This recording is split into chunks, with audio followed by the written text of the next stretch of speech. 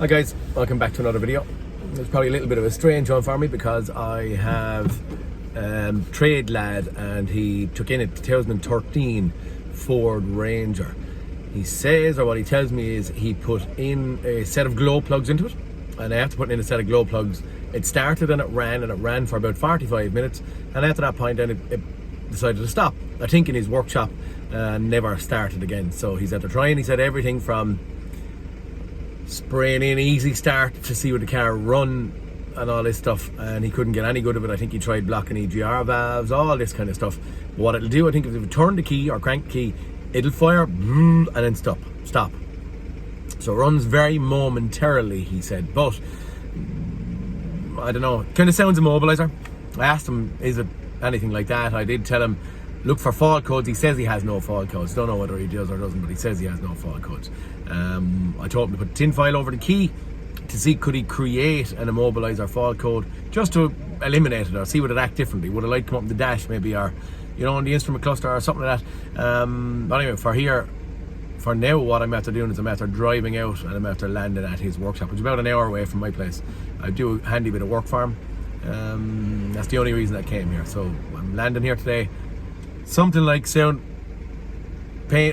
Pine Hollow Auto Diagnostics. I'm seeing a few of his videos out on the road lately and I'm actually enjoying them. So here goes. We're going to chance one of these while out in the open and see. Have a couple of bits and pieces. Turn on my seat is all I don't. I'm not a mobile place. I haven't brought loads of tools or anything, but I brought a scan tool. I brought an old multimeter and blah. Have a couple of sockets thrown on the ground and stuff like that. So hopefully we'll be able to figure out something, and this might make some bit of a video. Let's try it, see where we go, guys. We'll go in, I'll pop into the man and just have a look at it and assess and see, okay? Okay guys, here's our Ford Ranger. Will she start without a clutch?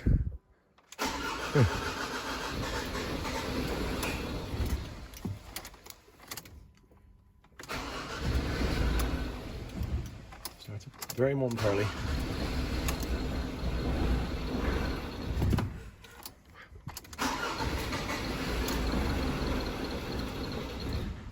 Okay, starts and cuts out. What I'm going to do, I can see this man had with the tin foil in here. I'm just going to throw a bit of tin foil around the key. Now this is what the chap had. So what it's going to do is I'm going to create an immobilizer problem and just see.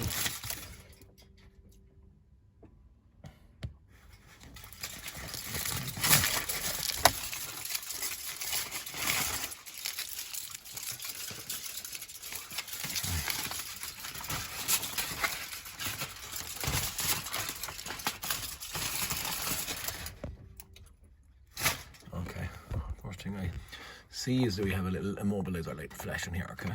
While I have the tin foil on. I didn't have that, I don't think, a second ago.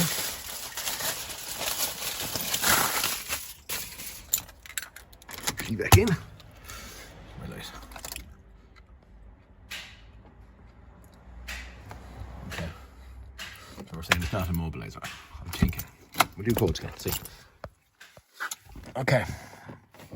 On a code scan, we can see here, engine no faults, invalid data received in anti-lock brakes from ECM, PCM, and then body control module, PATS key, unexpected operation. I'd say that was from us. With my tin foil over this, take ignition off. I don't know what I'm after doing here now, but sure. Switch ignition off and we'll continue for the crack. Maybe I touched something. I turned into some balloon thing. I mistake, we'll go back out of that crack. Anyway, what you can see is that we have nothing in here in engine management. Yep, what I do see up here, first visual I'm getting on it, she's a Ford, what I class as a Ford Transit engine. I can see someone has done a timing chain in around here at some stage, and so a sealer underneath the rocker cover. The glow plugs that the lads are talking about are I've done a little small video on one of these one day in a Transit, 14 Transit, by changing the glow plugs, but they're sitting or living in here. They're a little bit awkward because the intake manifold has to come off of it, but in saying that, that shouldn't stop us. So what are we up against? We have to start looking at PIDs and see have we got fuel pressure, have we got maybe, do we go to, I thought, it does sound like fuel, but do we go to a thought of, could it be an air flow issue, as in drawn air in through the intake manifold, or something along those lines? Don't know. Might be a bad little idea to disconnect an airflow meter just to see if it's monitoring the amount of air that's coming in and there's not enough air getting to it. Sometimes they'll do that kind of crack, not these specific cars, but cars in general. So maybe you might just even disconnect an airflow meter. I'll have a look at a few PIDs and see where we go. Have a look at engine speed, have a look at fuel pressure, maybe we'll look at airflow. Okay, see where we go. Right guys, what I'm just seeing here, I'm looking through a couple of PIDs, and when I'm looking through the PIDs, trying to see what I see, I think might be kind of strange or abnormal. It's kind of funny because it's saying EGR position percentage 0, and then down here I have the same thing, EGR valve position 60%, EGR valve position commanded 20%, with a glare. Engine speed I have 0 now. You see an EGR valve again a bit maybe stuck open. Boost pressure, I can only find voltage in it. At this point there's another lot of PIDs, but for now that's what I'm looking at. I don't know when I crank, am I going to lose communication? It was telling me that I may lose communication. Fingers crossed.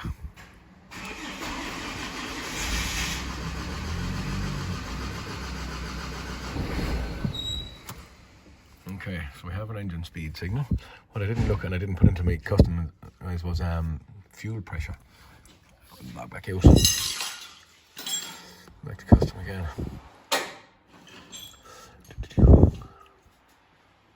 It smells, I have to say, like EGR.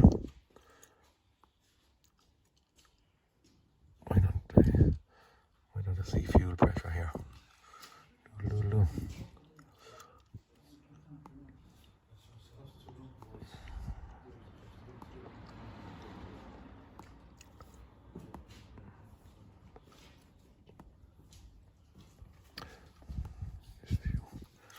I wasn't happy with these. I'm going bear.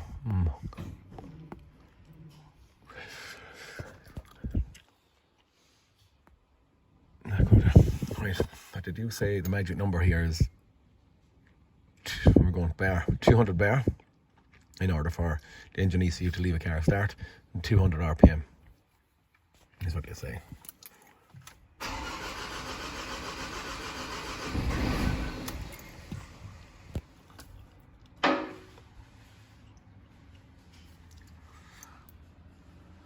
We actually rose to 590 bar. Engine speed, I would say it was around that area where she was cranking, and that's kind of around the 200 bit. And again, maybe that's when it sped up, but it did fire. So if it fired and we got an increase in fuel pressure, we should be thinking run. I'm thinking this thing I'm going to go after here.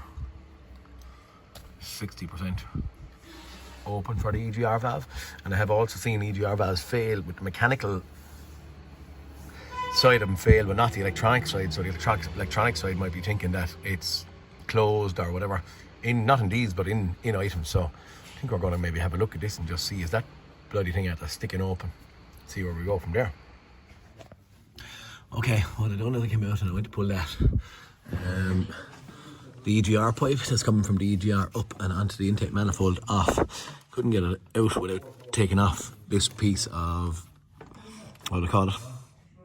Piece of intake manifold, bit of a pipe going from the airflow meter in. Is it actually throttle body? Sorry, it's actually a throttle body in. So I have it off now, and I think I'll disconnect the throttle body off of it, and I might just start and run this thing. Actually, start and run this thing with actual airflow meters over there. Look, I'm totally wrong. I might start and run this thing with this off of it and just see what she does. Does she go for a minute or two, or stop and see we're going. I'll disconnect the airflow meter over here before I turn the key so that doesn't see false readings for what's going in here. Now I could bolt it back together, but for now we'll leave it apart. Or will I? For now we'll leave it apart and just see what happens. Turn the key. Okay, I'll turn the key. See what happens. Hey, lo and behold, we are running. Super and duper.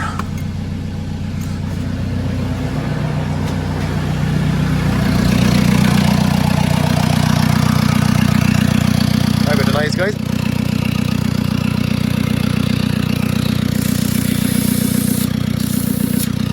What I can see here, very noisy, but there's serious pressure coming out of the EGR valve. The EGR valve is going to be stuck open, but we have an exhaust or something blocked as well, alright? Keep on going. Okay, guys. If you can see down here,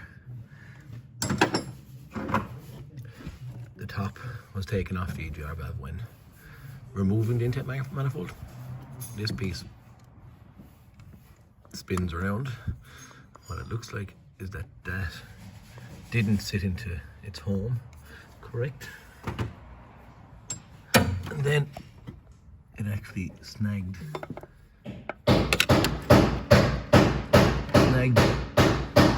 on the top of that and bent that down slightly. That is the part of the valve. I can lever it.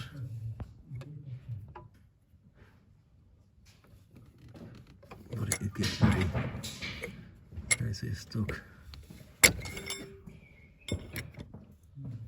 That's in the open position.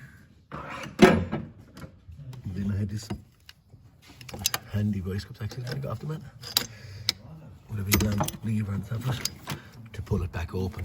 But that's what caused the problem here. Now the glow plugs that he replaced would have got the exhaust to get blocked, but I can't do it single-handed here.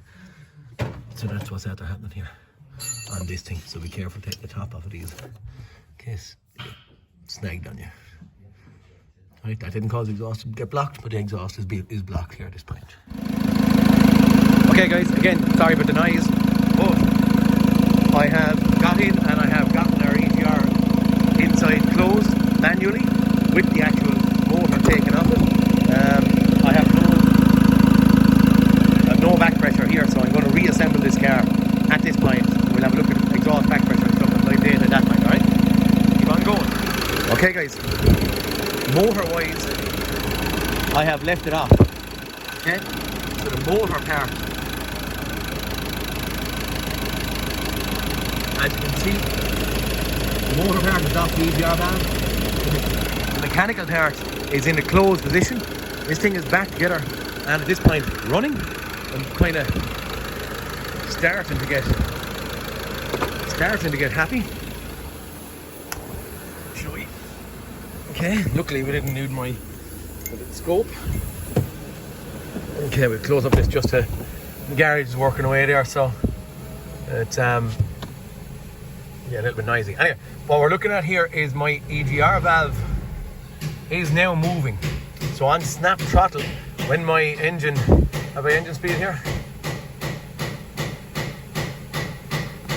Go on.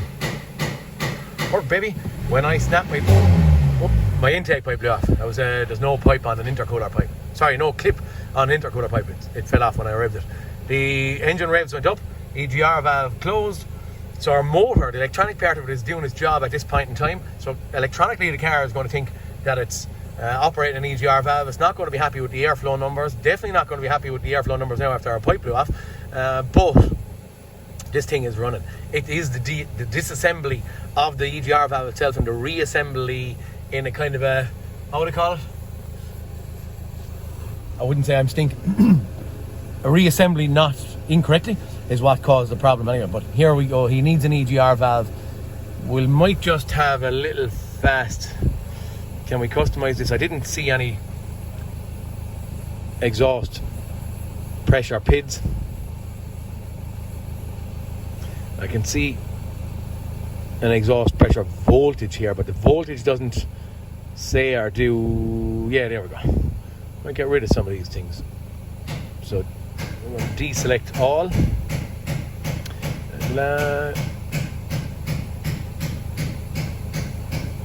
Okay. Photograph you. Go baby.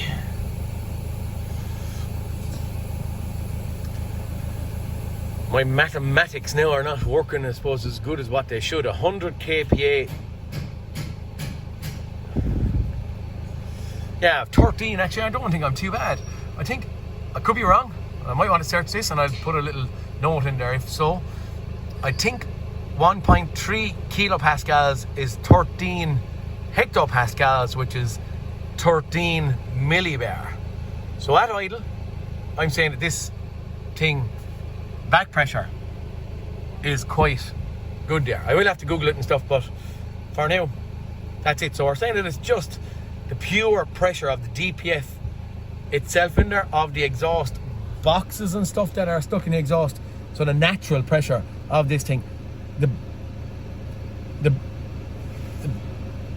there would be a little bit of back pressure on the DPF because the glow plugs were gone, and that's what's going to maybe stop this thing from regenerating.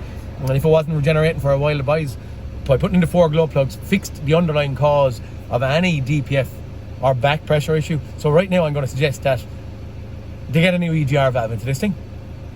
It's running there now, but not right. Just fit the new EGR valve that was bent by the thing being taken apart, and then drive it for a day or so. Maybe do a forced regeneration if they need to, but I don't think they need it. If it's 13 hectopascals or 13 millibar, it's good. Okay, guys, I'm going to pull the plug at that, and I'm going to say thanks for watching. Please like and subscribe. Again, love seeing all the subscribers coming in.